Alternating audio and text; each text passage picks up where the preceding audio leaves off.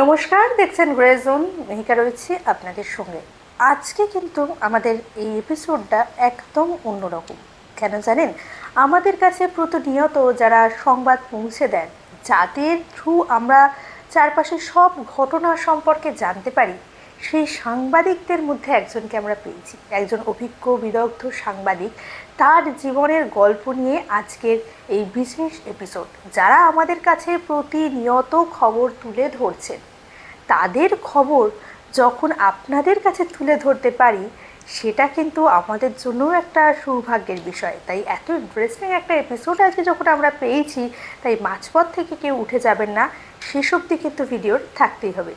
আমাদের আজকের বিশেষ অতিথি দেবাশিস দাশগুপ্তকে আমি গ্রে জোনের পর্দায় স্বাগত জানাচ্ছি। নমস্কার দেবাশিস দা। প্রথমে একদম সোজাসুজি প্রশ্নেই চলে যাব। এই যে একদম সংবাদপত্র থেকে ডিজিটাল যুগ অবধি একটা লম্বা অভিজ্ঞতা হলো তোমার, আলাদা আলাদা মিডিয়াগুলো দেখলে, তো এই চেঞ্জের রাস্তাটা কেমন ছিল? চেঞ্জের রাস্তা মানে আমি তো বরাবরই প্রিন্ট মিডিয়ায় কাজ করে এসেছি। আমার একদম শুরু থেকেই প্রিন্ট মিডিয়ায় আমি কাজ করেছি। সেটা 1984 সাল। তখন তো তোদের জন্ম কোনো প্রশ্নই ওঠে না। যাই হোক, কলকাতায় মেট্রো চালু হয়েছে হ্যাঁ, সবে। সদ্য তখন কলকাতা মেট্রো চালু হয়েছে। তো আমি যখন ক্যালকাটা ইউনিভার্সিটিতে জার্নালিজমে ভর্তি হই, তখনই আর আমার পুরো পরিবারই হচ্ছে জার্নালিজমের সঙ্গে জড়িত। আমার বাবাও সাংবাদিক ছিলেন, তিনি বসুমতীতে কাজ করেছেন, তার আগে টাইমস অফ ইন্ডিয়ার পুরনো সত্যযুগে কাজ করেছেন। আমার কাকা, তিনিও সত্যযুগে কাজ করেছেন। বাবা বিবেকানন্দ মুখোপাধ্যায়, সত্যেন্দ্রনাথ মজুমদার, এদের কন্টেম্পোরারি আর কি। যাই হোক, তো আমার বাড়িতে একটা সাংবাদিকতার একটা ঐতিহ্য ছিলই। তো আমি যখন জার্নালিজম পড়তে শুরু করি, তার একটু ইন্টারেস্টিং আছে। আমি প্রথমে ভর্তি হই অনার্স নিয়ে, ইংরেজি অনার্স নিয়ে, যদি আমার খুব একটা ইচ্ছে ছিল না। তো সেটা একটু বাড়ির থেকে জোর করে চাপিয়ে দেওয়া হয়েছিল। তো আমি 2-4 দিন ক্লাস করে দেখলাম যে আমার পক্ষে ইংরেজি অনার্সটা চালিয়ে যাওয়া সম্ভব না। তো আমি বাড়িতে এসে বললাম, আমার দাদা ডিভিসিতে চাকরি করতো, দাদা খুব রেগে মেগে গেল। তো আমার জামাইবাবু তখন বললো যে দেখো আমার দাদাকে, যে এরকম ও যখন চাইছে না, তখন আনউইলিং হর্সকে দিয়ে বেশি দূর দৌড় করানো সম্ভব না।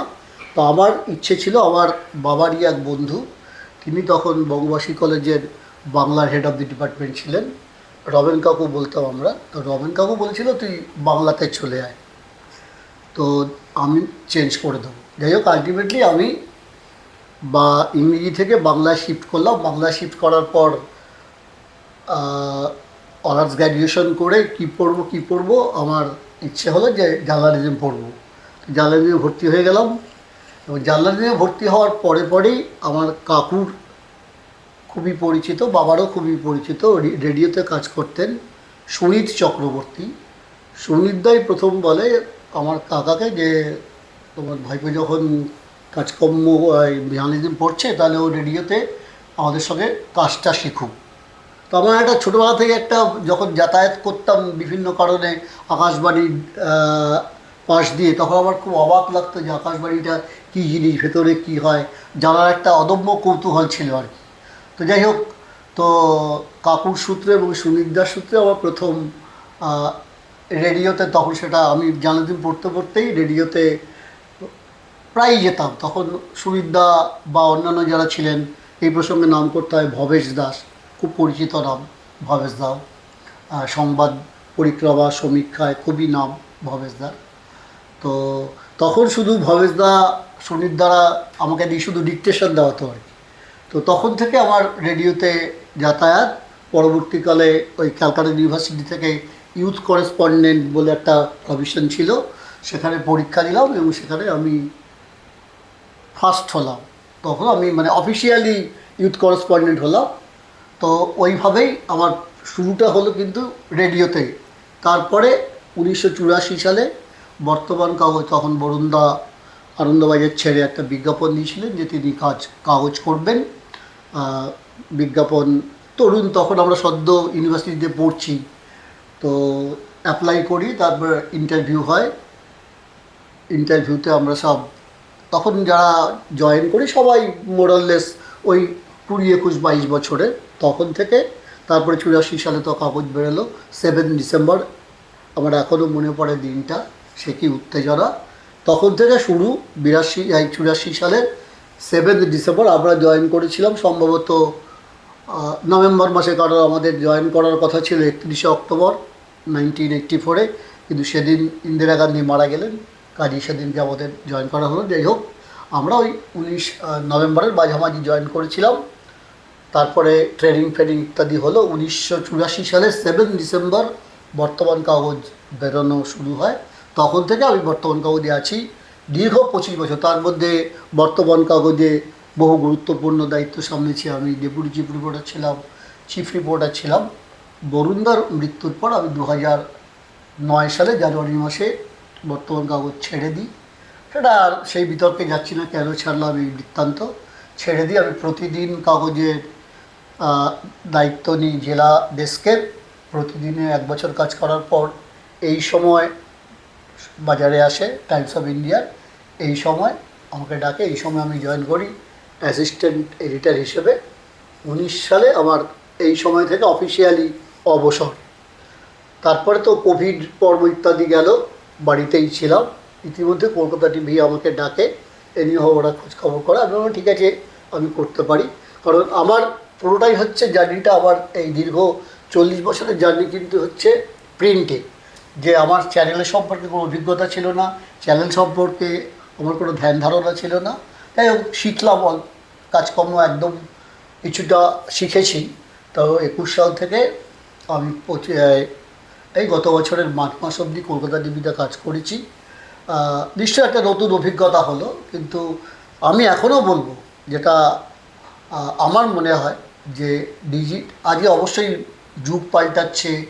প্রিন্ট মিডিয়ার এখন একটা বাজারে চালু আছে যে এখন সবই ডিজিটাল, প্রিন্ট মিডিয়ার আর কোনো দাম নেই। কিন্তু আমি তা সত্ত্বেও বলবো, আমি নিজে দীর্ঘদিন প্রিন্ট মিডিয়া ছিলাম বলে না, যে আমার এখনও মনে হয় প্রিন্ট মিডিয়া কিন্তু একটা বিশেষ ভূমিকা আছে। যে আজকালকার যে চ্যানেল বা ডিজিটাল, সেখানে একটা তাৎক্ষণিক ব্যাপার থাকে, যে গভীরে যাওয়ার ব্যাপারটা কিন্তু এটা আমার ব্যক্তিগত ফিলিং, যেটা গভীরে যাওয়ার ব্যাপারটা কিন্তু এই চ্যানেলে বা ডিজিটাল ফোরামে বা এই ধরনের মাধ্যমে ততটা নেই যতটা প্রিন্টে আছে। সেখানে আমরা বিশ্লেষণ করতে পারি এবং অনেকটা লেখার স্কোপ থাকে, যেগুলো একটা চ্যানেলে কী হয় বা ডিজিটালে কী হয়, খুব একটা বেশি বলার বা ভাষণ দেওয়ার জায়গা থাকে না, খুব অল্প, 1 মিনিট 2 মিনিট, খুব বড় জোর 3 মিনিট।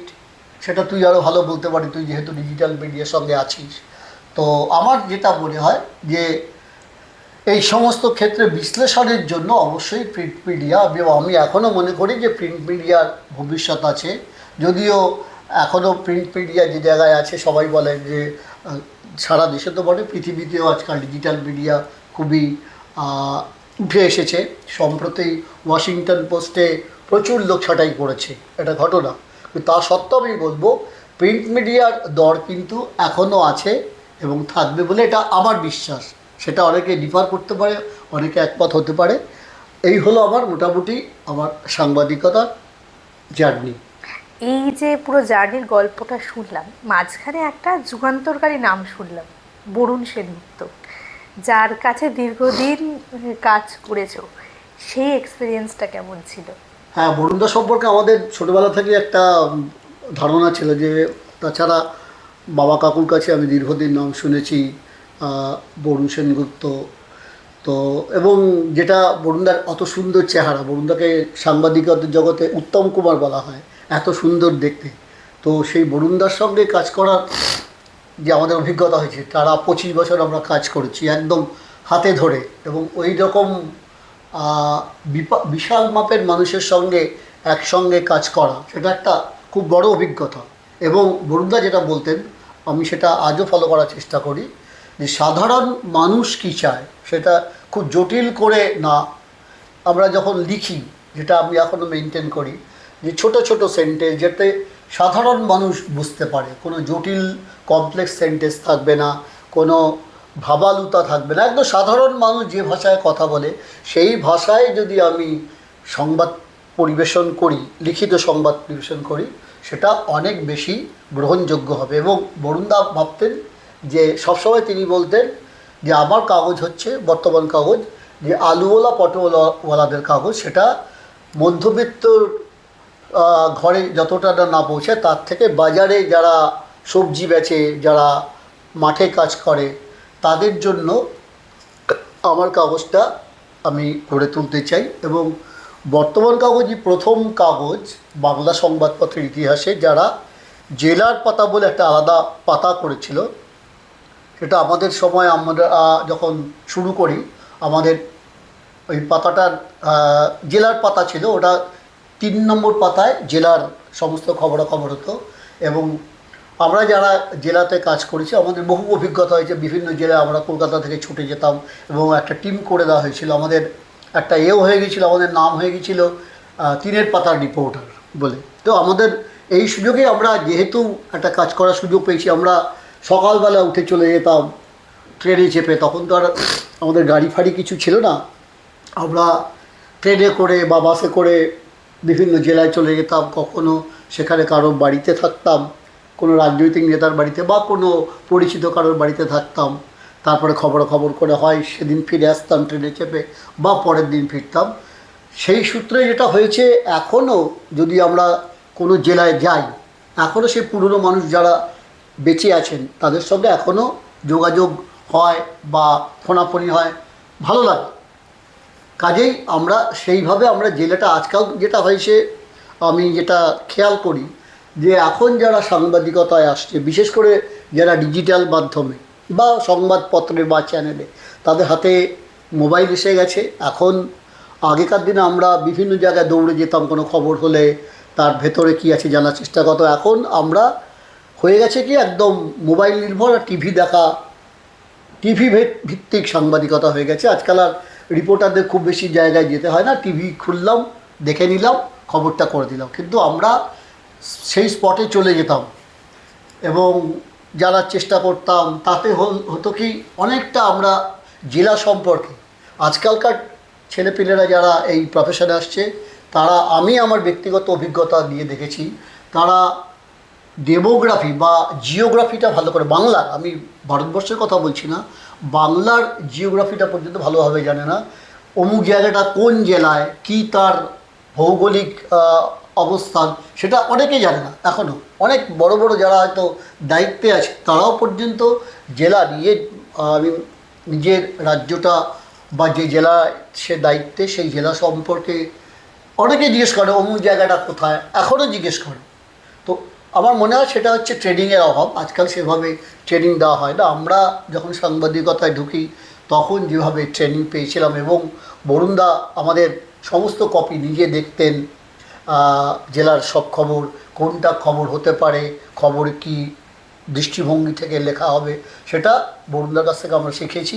এবং পরবর্তীকালে আমরাও আমাদের পরবর্তীকালে যারা সাংবাদিকতা এসছে তাদের শেখানোর চেষ্টা করেছি। তারা কতটা নিতে পেরেছে, হয়তো নিতে পেরেছে অনেকে, অনেকে নিতে পারেনি, তারা টিকে গেছে। যারা নিতে পারেনি তারা বিভিন্ন জায়গায় ছড়িয়ে ছিটিয়ে গেছে। তো বরুণদার সঙ্গে কাজ করার একটা দুর্লভ অভিজ্ঞতা হয়েছে, যেটা এখনও মিস করি। আজকে 25 বছর একসঙ্গে কাজ করেছি। আজকে বরুণদা মারা গেছেন, তাও 15 বছরের বেশি হয়ে গেল, কিন্তু বরুণদাকে আমরা এখনও, আমি অন্তত এখনও মিস করি। আচ্ছা, এটা প্রফেশনালিজমের দিকটা বেশ অনেকটা শুনলাম। এই জায়গা থেকে না আর একটা বিষয় নিয়ে খুব কৌতূহল জাগছে। বিষয়টা হচ্ছে এই যে বরুণ সেনগুপ্ত এইরকম বা বিবেকানন্দ মুখোপাধ্যায়, যে নামগুলো আমরা অলরেডি আগে শুনলাম, তো এই যে সমস্ত সাংবাদিকদের নাম উঠছে, এনাদের নামটা শুনলেই কিন্তু একটা আদর্শের কথা আমাদের মাথায় আসে। প্রচণ্ড আদর্শবান ভাবে সাংবাদিকতা পেশাটাকে এনারা আর কি প্রেজেন্ট করেছেন। সেই জায়গা থেকে এই সাংবাদিকতায় আদর্শের চেঞ্জ কতটা দেখছো? আজকের বাংলা সাংবাদিকতা কতটা আদর্শের উপর দাঁড়িয়ে? হ্যাঁ, এটা একটা খুব ভালো প্রশ্ন। যে আগে সাংবাদিকতাটা ছিল একটা প্রফেশন না, আগে একটা সাংবাদিকতা ছিল একটা মিশন। সেটা স্বাধীনতার আগে থেকেই সাংবাদিকতা যারা করেছেন, আমরা যদি অগস্টা সিকি থেকে শুরু করি, বাংলা সংবাদপত্রের যে জনক, তার পরবর্তীকালে বঙ্কিমচন্দ্র, বা আরও পরবর্তীকালে বিপিনচন্দ্র পাল, সুভাষচন্দ্র বসু, নেতাজি সুভাষচন্দ্র, সকলেই কিন্তু কোনো না কোনো কাগজের সঙ্গে জড়িত ছিলেন। চিত্তরঞ্জন দাস, এবং তাদের সেই সমস্ত কাগজ এবং তখন যদি আমরা যুগান্তর, অমৃতবাজার দেখি বা আনন্দবাজার দেখি, তাদের পরবর্তীকালে তাদের সকলেরই একটা ছিল, সেটা ছিল মিশন। তখন সেটা প্রফেশন হয়নি, তাদের একমাত্র মিশন ছিল যে সাংবাদিকতার মাধ্যমে বা সংবাদপত্রের মাধ্যমে আমরা দেশ সেবা করব, দেশকে স্বাধীন করার একটা প্রবৃত্তি ছিল। পরবর্তীকালে আমরা দেখলাম স্বাধীনতার পরবর্তীকালে ব্যবসায়িক দিকটায় চলে এলো সাংবাদিকতা, তখন কিন্তু আর মিশন থাকলো না, ধীরে ধীরে সেটা প্রফেশন হয়ে রইল। এই পরিপ্রেক্ষিতে আমি একটা কথা, যেহেতু বিবেকানন্দ মুখোপাধ্যায়ের নামটা তুই করলি, বিবেকানন্দ মুখোপাধ্যায়কে আমার দেখার সৌভাগ্য হয়েছে, কারণ আমার বাবা প্রয়াত কুমুদ দাশগুপ্ত, তিনি একই সঙ্গে বিবেকানন্দ সঙ্গে কাজ করেছেন। তো বাবার একটা বই আছে, সেটা 80 সালে না 81 সালে বেরিয়েছিল, সংবাদ ও সংবাদের নেপথ্যে। তো সেই বাবার সেই বইটার ভূমিকা লিখেছিলেন বিবেকানন্দ মুখোপাধ্যায়। সেখানে তিনি একটা জায়গায় লিখেছিলেন যে সংবাদপত্রের যদি আমরা আদর্শচ্যুত হই তাহলে আর সংবাদপত্র করে লাভ কী? তাহলে তো বাজারে আলু পটল বেচলেই হয়, তাহলে আর সাংবাদিকতা করতে আসছি কেন? আজকে সেটা অনেকাংশে আমরা আদর্শচ্যুত হয়েছি, এবং এই মুহূর্তে দাঁড়িয়ে আজকের গত কয়েক বছর যদি আমরা দেখি, বা গত 20-25 বছরে সাংবাদিকতা ব্যাপক পাল্টে গেছে। আজকাল আর সেই আদর্শ বলে কিছু নেই, এবং সাংবাদিকরা, আমি এটা বললে অনেকে হয়তো অপ্রিয় হবে বা অনেকের কাছে আমি খারাপ হব, কিন্তু সাংবাদিকরাও কিন্তু অনেক ক্ষেত্রে তারা বিভিন্ন লোভের কাছে মাথা নত করছে, তাদের চাহিদা বেড়ে যাচ্ছে। এবং এই প্রসঙ্গেই বলি, একটা সময় ছিল, আমি যখন বাবারা ট্রেড ইউনিয়ন করতো সাংবাদিকতায় সময়, তখন ট্রেড ইউনিয়ন খুব শক্তিশালী ছিল। এখন আর সাংবাদিকতায় ট্রেড ইউনিয়ন বলতে সেরকম কিছুই নেই। তো তখন national union of journalist, Indian federation of working journalist, সব বড় বড় সব সংগঠন ছিল সারা ভারত ভিত্তিক। তো আবার একটা কথা মনে আছে, বাবার কাছে গল্পও শুনেছি, যে ওয়েস্ট বেঙ্গলে একটা সময় পুজোর সময় বাটা কোম্পানি সব রিপোর্টারদের জুতো দিত, জুতো প্রেজেন্ট করতে, এবং সেই জুতো নেওয়ার জন্য রিপোর্টার ফটোগ্রাফারদের লম্বা লাইন পড়ে যেত, এবং জুতো ঠিক পুজোর মুখে মুখে জুতো না দেওয়া হলে তারা নানানভাবে বাটার কোম্পানি যারা অফিসার ছিলেন তাদের নানানভাবে বিরক্ত করতেন। কিন্তু পরবর্তীকালে ইউনিয়নগতভাবে এরা দরবার করে যে আপনারা এই ধরনের গিফট দেওয়া বন্ধ করুন।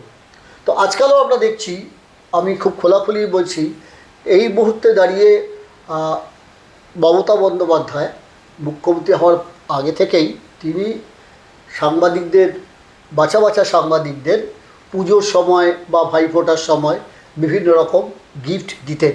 এবং খবরের কাগজে তখন তো চ্যানেলের এত রমনামা ছিল না, বিভিন্ন সংবাদপত্রের বা চ্যানেলের অফিসে গিয়ে বাছা কয়েকজনকে তারা কখনো জামা কাপড় ইত্যাদি দিতেন।